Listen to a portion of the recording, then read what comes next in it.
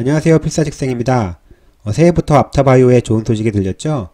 바로 APX115가 미국 FDA에 IND 승인 신청한다는 소식입니다. 이제 신청했으니 한 달 이후에는 승인 소식이 들릴 텐데요.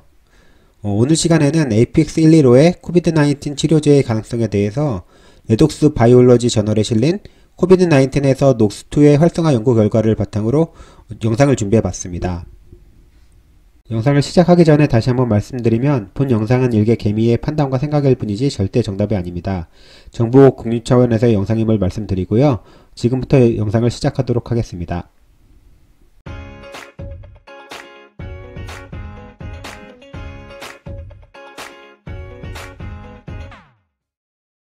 먼저 코비드-19 치료제에 대한 설명을 하기 전에 바이러스의 감염 원리부터 살펴보도록 하겠습니다. 간단히 보면 그냥 바이러스에 노출이 되면 세포 속으로 바이러스가 들어가게 되고 복제를 통해 새로운 바이러스들이 방출되어 새로운 세포들로 계속 퍼지게 되는데요. 코비드-19 바이러스도 같은 원리입니다. 코비드-19에 감염이 되면 감염된 세포들로 인해 산화 스트레스와 ROS가 올라가게 되고 바이러스가 복제되어 퍼지고 폐에서 염증과 섬유화 반응이 일어나게 됩니다. 여기에 앞타바이오는 APX115를 경증 및 중증의 코비드-19 환자에게 투여해서 바이러스 감염을 차단하고 산화 스트레스와 ROS를 낮춰서 결국 폐염증 및 섬유화를 감소시켜주는 것을 목적으로 하는 치료제입니다. 결국 계속해서 복제해서 퍼져나가는 바이러스를 막아주려면 바이러스의 이동을 차단하여야 될 텐데요.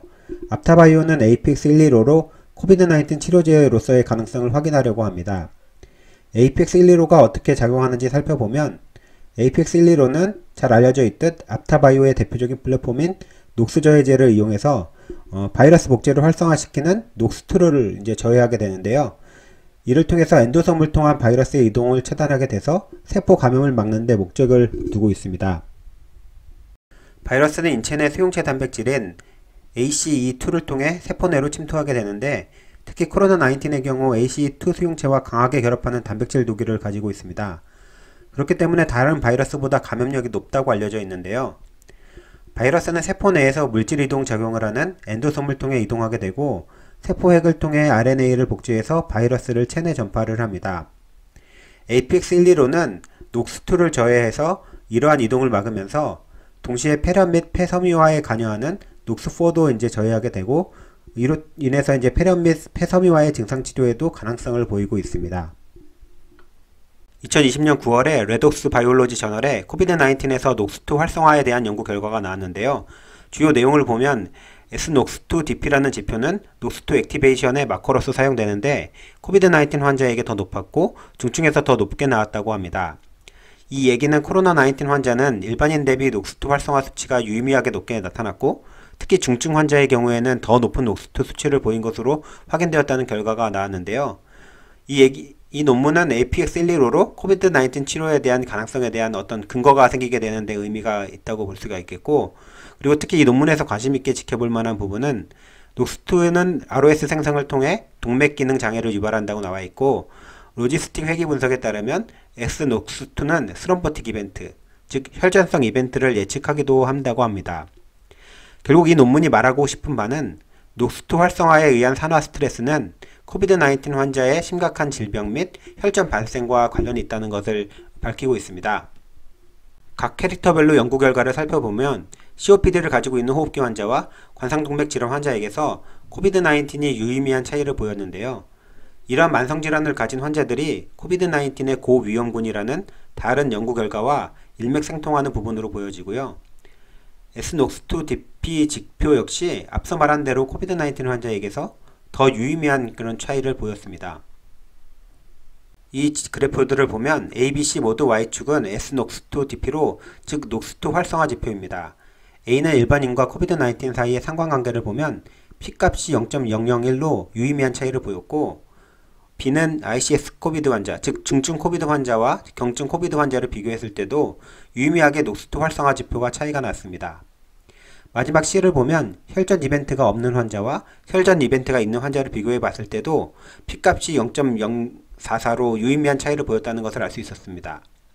이러한 결과들을 볼 때 번외의 얘기를 조금 해보자면 물론 작은 수의 환자이기도 하고 또 주목적이 아니었기 때문에 단언할 수는 없지만 노스트로 인한 ROS 과잉 생산으로 관상동맥 질환 환자에게도 APX115가 스럼버틱 이벤트를 막아줘서 도움이 될 수도 있겠다는 생각이 잠깐 들었습니다.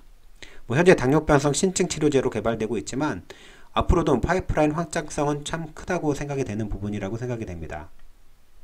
레독스 저널에 실린 논문 결론 부분을 해석해보면 결론적으로 우리는 코비드-19이 녹스2에서 파생된 산화 스트레스와 연관돼서 코비드-19의 병태 생리학에 대한 새로운 인사이트를 제공하고 사스코브2와 싸우기 위한 미래의 치료 방법을 탐색할 단서를 제공한다고 최초로 보고합니다 라고 말하면서 논문을 끝맺고 있습니다. 코비드 환자에게 있어 확실히 녹스2 저해는 잠재적인 코비드-19 치료제로서 충분한 치료 방법이라고 생각이 되고요. 따라서 APX115를 미국 임상에 돌입하는 것은 충분히 합리적인 판단으로 보여집니다. 그러나 아직은 지나친 기대와 낙관은 금물로 보여집니다. 주가도 상한가로 가면서 기대감은 더 커졌지만 이제 막 코비드-19 치료제로 미국에 IND 신청했을 뿐인데요. 일단 앞타바이오의 문 대표에 따르면 APX115의 인체세포 실험 결과 렘데시비르에 비해서 감염바이러스 세포 사멸 효과는 그냥 고작 3분의 1에 불과하다고 합니다.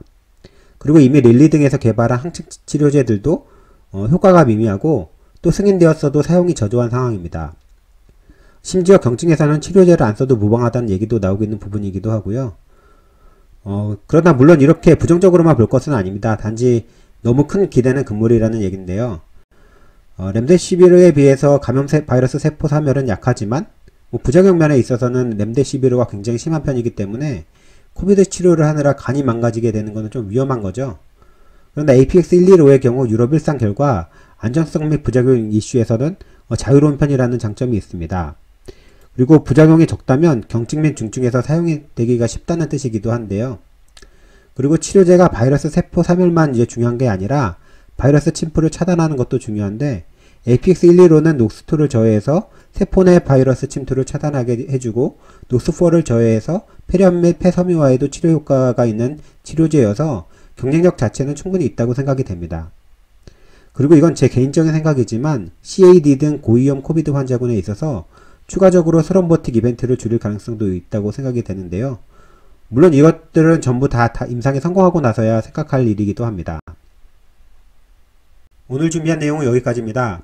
앞타바이오가 코비드-19 미국 이상 IND 신청으로 힘차게 출발했습니다. 아마도 올해 주식이 되지 않을까 저 개인적으로는 조심스럽게 기대하고 있는데요.